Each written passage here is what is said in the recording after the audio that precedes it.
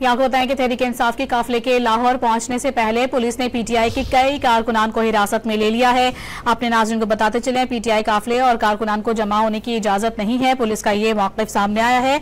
जबकि आपको बताएं कि पुलिस ने शादरा से यासिर गिलानी समेत 4 कारकुनान को हिरासत में ले लिया है। तहरीक इंसाफ के काफिले के लाहौर पहुंचने से पहले पुलिस ने पीटीआई के कई कारकुनों को हिरासत में ले लिया है। मजीद जानते हैं डॉन न्यूज के नुमाइंदे मियां शुएब से। जी शुएब, बताइएगा, सिर्फ कारकुनान की गिरफ्तारी अमल में लाई गई है या कोई रहनुमा भी हिरासत में है?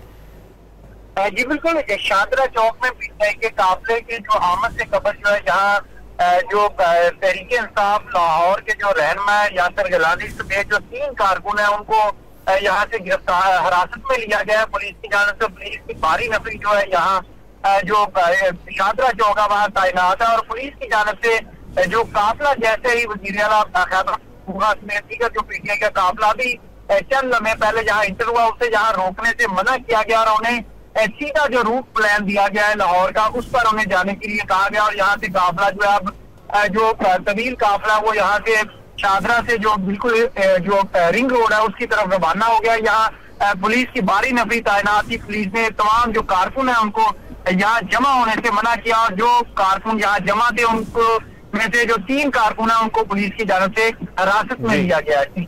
बहुत शुक्रिया शुएब।